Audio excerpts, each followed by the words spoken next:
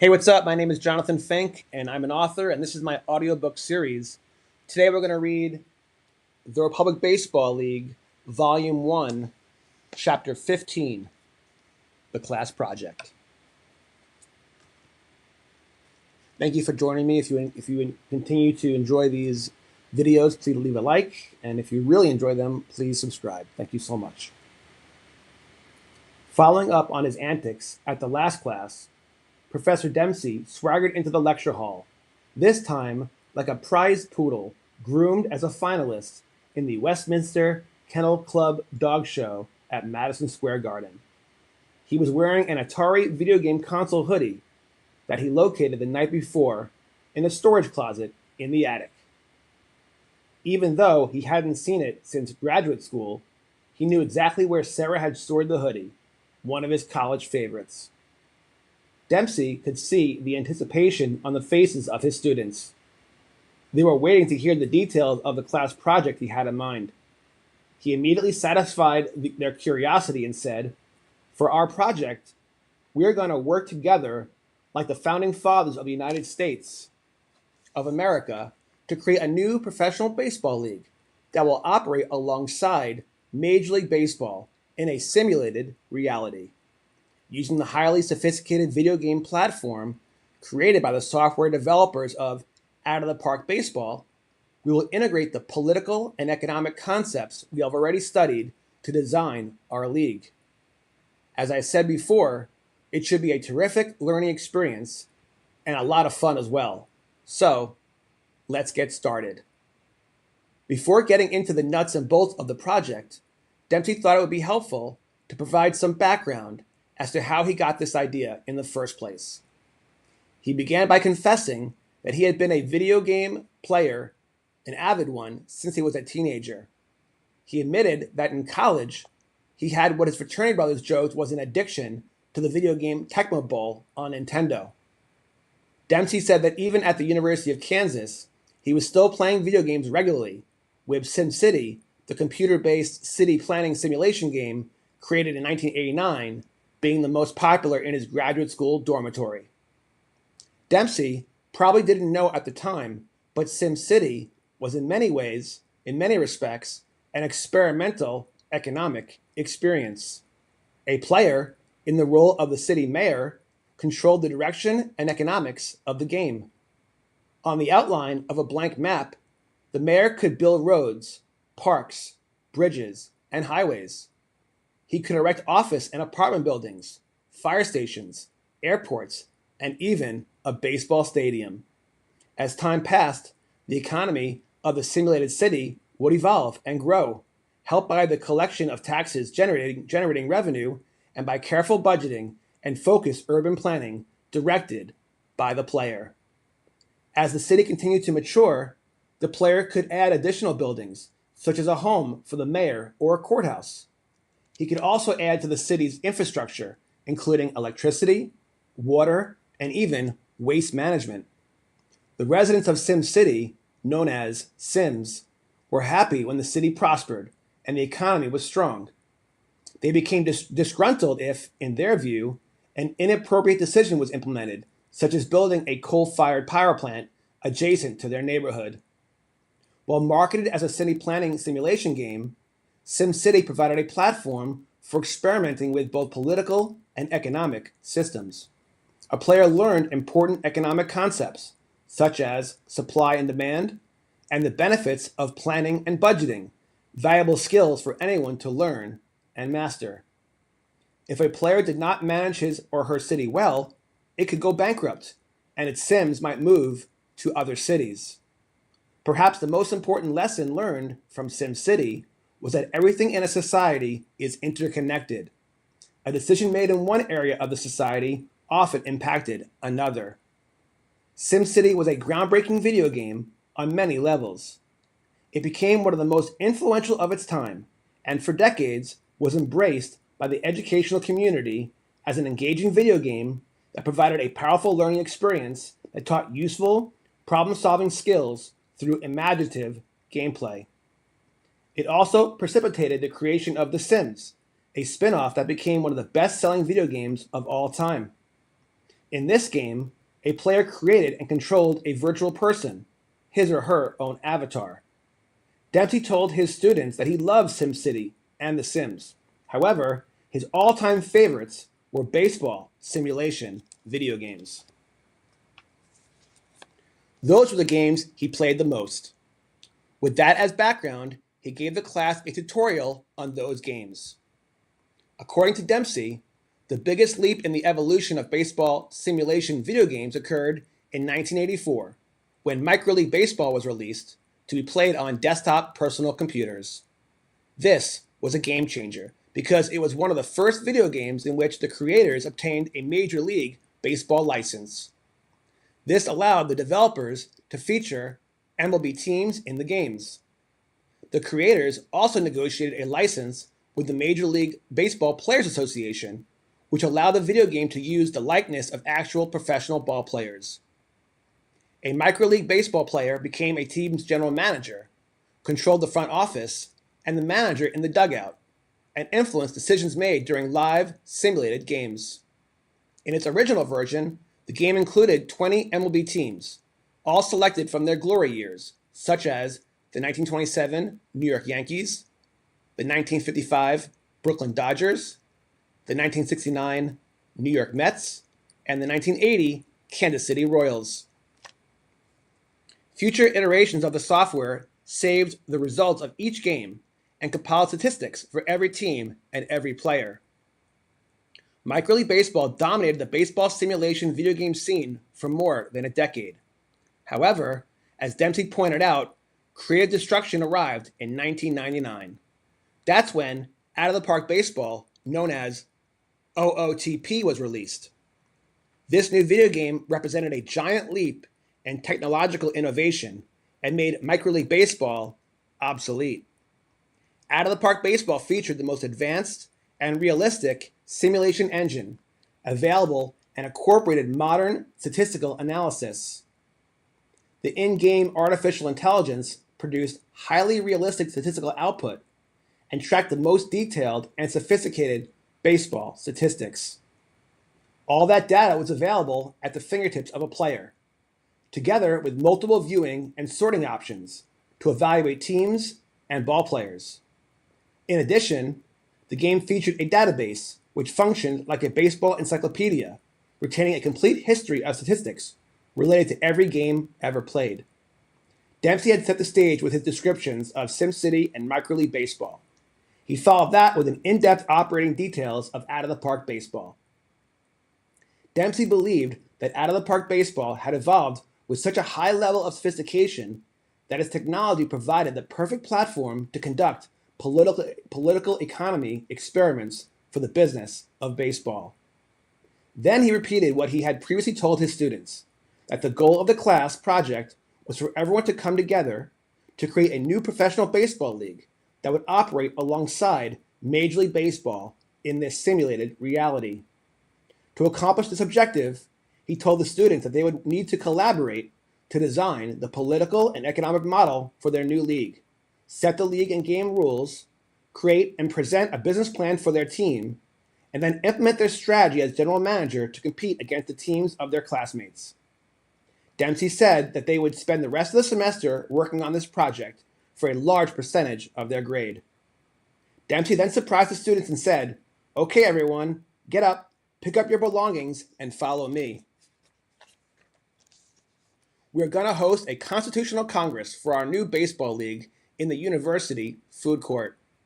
There, we will arrange the chairs in a big circle, like the Knights of the Round Table, so we can better share and exchange ideas."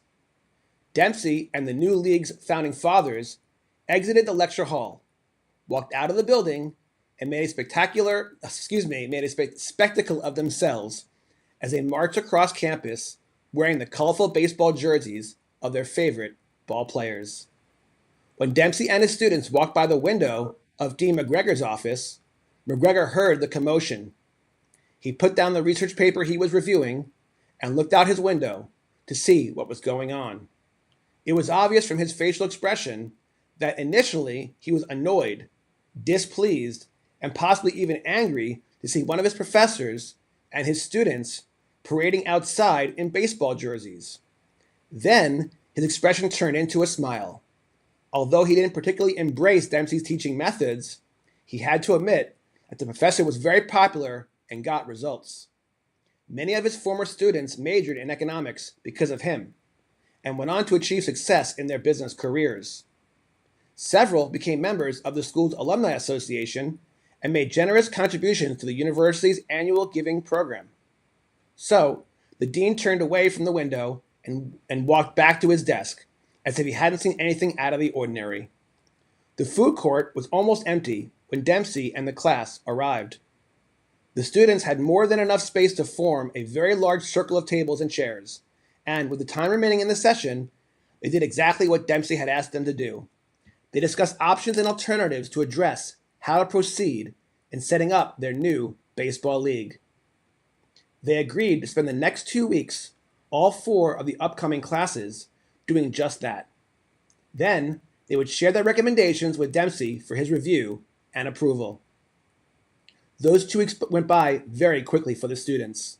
They met officially 4 times during the time periods that would otherwise have been lectures, with Dempsey listening in and offering guidance when asked. The students were so motivated that almost all of them also participated in group lunches and dinners in the university food court, without Dempsey in attendance. At this point, the students believed they had successfully achieved their goal of creating what they hoped would be the perfect model for their new baseball league. They agreed that they were ready to share their conclusions with the professor. That night before class, the students met for a special after-hours session. At evening's end, they elected Rachel president of the league, Corey its vice president, and RJ its chief technology officer. As president, Rachel was assigned the task of making the group's presentation to Professor Dempsey. As CTO, RJ was assigned the more difficult task of designing a computer application for the students to use to vote, to tabulate and retain team and individual statistical data, and to chronicle all of the league's activities. RJ actually volunteered for the CTO position, and he was the right student for the job. He was a true computer geek who had created several software programs while in high school and had been playing out-of-the-park baseball with his friends for years. The students spent the rest of the evening, way past midnight, finalizing the details of their presentation. Dempsey dressed for class the next day just like a typical college professor. He wore khakis from Lululemon, a Banana Republic button-down shirt, and a navy blue sport jacket that he purchased from Men's Warehouse. He wanted the student presentations to be the focus of today's class, not one of his special baseball jerseys. When he entered the lecture hall later that day, he was surprised to see Rachel standing in his usual spot behind the podium. She said, "Professor Dempsey, if you don't mind, please take a seat." After he did, she continued, "For the last 2 weeks, we have had intense dialogue relating to the class project you assigned to us. So, on behalf of the entire class, and as its duly elected president, I would like to present to you the principles and rules of our new baseball league." Then Rachel read from the summary that had been prepared the night before. The league will operate based on the principles of a constitutional republic. It will embrace a direct democracy voting system to govern.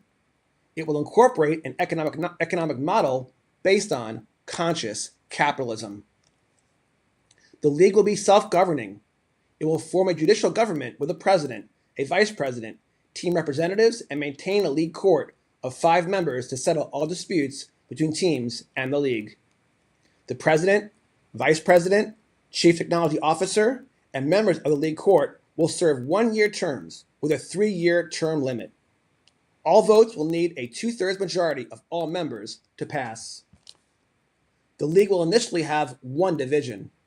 Each division will consist of 17 teams. New divisions and teams may be added as needed as the league expands in the future. The league will utilize a promotion and relegation system. After each season, 3 teams will move up and 3 teams will move down divisions. Teams will play a 162-game schedule consisting of week-long multi-game series against each opponent. Each team will have a roster of 25 players and 15 players on reserve. Teams will be permitted to trade with each other, including players on injured reserve or on suspension. There'll be no team salary cap, no luxury tax, and no minimum player salary. There'll be no minimum league system or affiliation. There'll be no minor league system or affiliation. There'll be no trade deadline. The rules of Major League Baseball from the 1960s will be applied. For example, there'll be no designated hitter. A relief pitcher will need to face only one batter before a mound visit or a pitcher substitution. Doubleheaders will consist of 2 full 9-inning games, and a runner will no longer start on second base during extra inning games. With regard to league financials, there will be no visitor team gate revenue sharing, no national media contract, and each team will be able to negotiate its own local media deals. Team owners will have total control of their budgets. They will set pricing for tickets, merchandise, and concessions, and will be responsible for financial decisions regarding player development and scouting. Every player will be eligible for free agency at the end of each season, will be permitted to negotiate his or her own contract, including opt-out clauses, and will be able to sign a contract for any length at any price with any team. The player arbitration process will be abolished. The league will implement the 10-5 rule, trade rule, and permit veterans to veto trades. The Rule 5 draft will be eliminated. The amateur draft will be abolished. A new team will be permitted to join the league only at the end of each season. Just like European soccer leagues, newly admitted teams will begin play in the bottom division. Each team will be given $10 million in the bank for starting the simulation. When Rachel finished her presentation, she looked at Professor Dempsey with a big smile on her face. She said that the class was open to his suggestions, and even open to suggestions from his knowledgeable friends at the barbershop. Dempsey believed the students did a great job and replied that no additional input from him or anyone else would be necessary. He continued that it was now time for his students to formalize the league's constitution, develop the computer app, select their teams and players, and begin competition. Then he added, "I have taken the liberty of setting up an out-of-the-park baseball account for each of you. Now let's get started and have some fun." Rachel said, "Not quite yet, Professor Dempsey. There's one more important issue still pending on the league's voting docket. We haven't decided on the name of our new baseball league." Another spirited class debate began. Over the next several minutes, more than a dozen potential names for the league were considered. Then the list of possible names was whittled down to 3 final candidates, including the Liberty Baseball League and the United Baseball League. But with an overwhelming majority of the votes, the students agreed that the name of their new baseball league should be the Republic Baseball League. End of chapter 15. Up next, chapter 16, the inaugural season.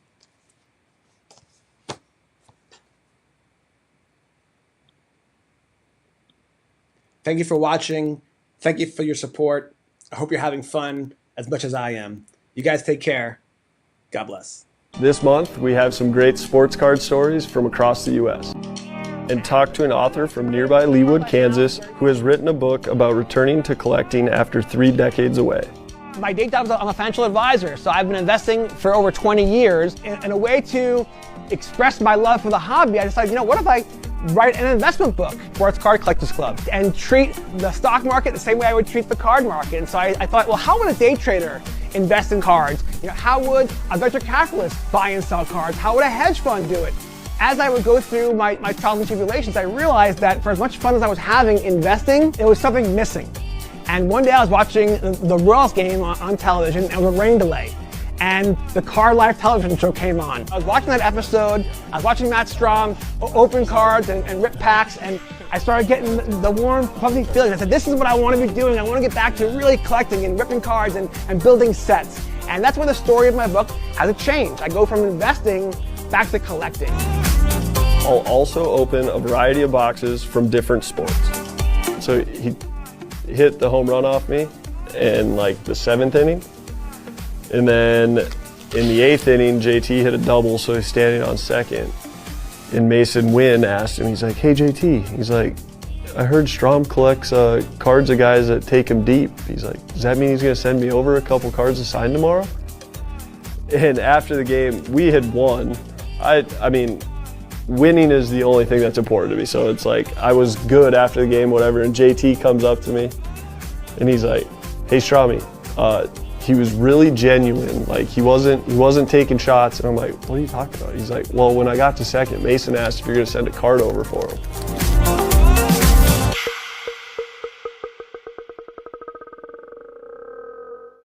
I'm just looking around my basement here, just walls covered with concert posters and toys, and just like, I have no intention of selling these things. I collect because I want to show off the things I love and do it in fun ways. And it just never crossed my mind that, hey, I'm going to go buy this thing just so I can resell it. Like that to me isn't a pure collector mentality. And obviously things change and times change. And, in order for things to survive right now, you have to have that sort of chase for something valuable. Yeah, it needs to be a circus. You know what? The truth is, I actually watched the live stream on eBay Live with Ken Golden and Logan Paul. They ripped a box of 86 Flair and a box of Series 1 Pokemon. And you know what? It was very entertaining. They're both polarizing characters. I thought it was entertaining. But you know what? After every pull, they immediately are showing the value.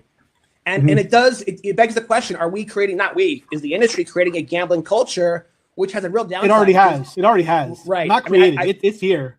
Yeah, and that's a concern. I guess for me, I hope to be an influence where we focus more on collecting, because you know what, when markets crash, collectors don't get hurt at all. Because the Sandy Koufax you bought that because it makes you feel good. It brings back good memories. Said this one traded for my first big win. Jonathan Fink on the line tonight. You have created community, so let's talk about that. I went to Rip Night at your shop. Let's rip another pack. And I went to your Rip Night 2 years ago, and it was one of the best. I wrote about it in Volume 1. It was one of the best times I've ever had. You guys had this giant scoreboard where you had the chase cards, and everyone can buy whatever product you wanted, like buy 3, get 1 free, whatever product, whatever it was. You then, if you pull a Bronny James, you then get another blaster. Or I pulled a Reed Shepherd auto, and then I got a free T-shirt. And I sat around the table with strangers and had the best time ever. So let's talk about how important community is. And what you guys do is provide an anchor for community in our town. How important that is. Yeah, definitely. Like you said, one of our taglines, we say we'll make an offer on anything, but like you said, I mean, we got to pay what it's worth, and so if it's junk wax, it's going to be junk wax prices, which unfortunately, a lot of people end up thinking that their 87 Topps Barry Bonds is going to be a couple $100 or it's worth nothing, people.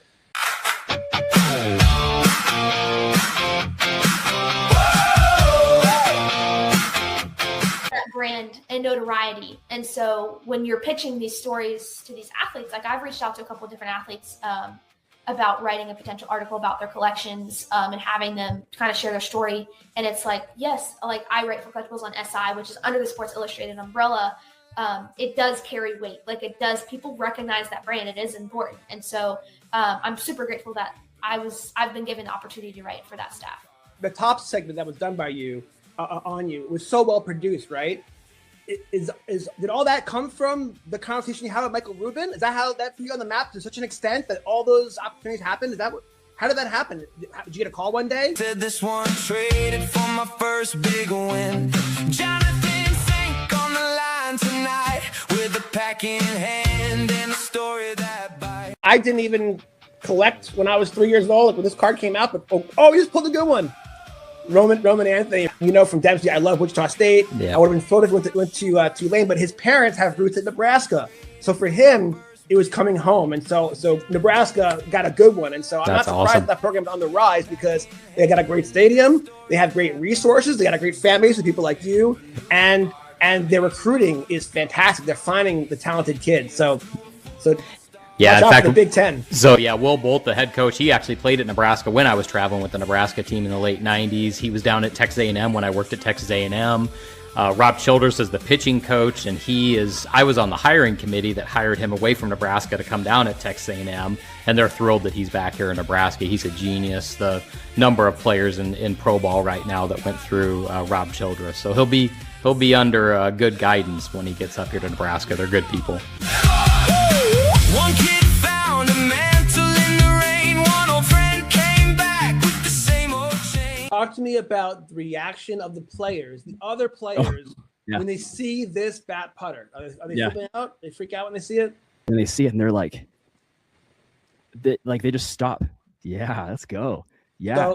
So the reason why I asked that question is because I had that experience literally yesterday. So when I first got the bat putter, I think I bought it 6 months ago, and it's customized for the Republic Baseball League, which is so cool. And now that I realize, now that I love it so much, and I got to use it yesterday, I'm like, I got to start buying them for different people. Like anyone's a guest on my show, they got to get a bat putter, okay? Yeah. But the point is, I never use it because I thought it was too sacred to me. I keep it in my office like a sacred shrine. It means so much to me. But then I was like, after watching all these videos and stuff like that, I'm like, you know what? There's this indoor amazing place in Kansas City called Tap-Ins. Okay, they have an outdoor putt, but also indoor. And depending on the weather, the whole thing, it's amazing atrium, and it's become a successful business. Yeah. And I was like, you know what? That's a perfect. It was a hot day. I'm like, it's a perfect thing to do. So my buddy Paul Greenwood, who I featured in my first book, we went and played around. And when I showed up with this bat putter, people were freaking out. They were literally losing their minds, and that's when I realized. So then, and then by the way, it was a Sunday, middle of the day, hot as heck. I want to see how it gets made, but you probably do actually. I want to see if there's quality control testers there. But you know, attention! If anyone on the tops is watching, Grip and Rip we want to get invited to a tour at a factory. The two of us. I told them I would work for free. Right. I would work absolutely free. I want to see how their stuff's made. Yeah, I'm curious. But like collation is like I'm sure there's a bunch of engineers that sit around and design Got some breaking news for you. Yeah? Slab just texted me. No way. What do you say? The numbers Looks like this is the first year to hear it. Who is that? Right. Let me see here. Breaking news. Grip and Rip, breaking news. Oh, U.S. agent. Okay, so I just got told that the finest mega boxes are going to be really, really, really good. Oh, interesting. 1.6 numbered cards a box. So you're guaranteed one numbered card with a 60% chance to pull a second numbered card. Wow, and interesting. Autos are 1 in 3. Whoa. So do you think that Topps decided to go big because this is their first year with Topps Finest in retail? I'm going to say yes. Yes. Right? Because I do think so. You usually get so upset with the delayed numbers, they're delaying them. Or maybe, by the way, I don't know if it's a conspiracy that the odds are coming out later. I just think that maybe they're just not as efficient as they used to be. You might have watched this game back I'm sure I did. Currently, Derek Coleman. Yeah, he was on my fantasy team for sure. Pretty crazy to think, in the future you would be able to collect that moment that you watched. Right.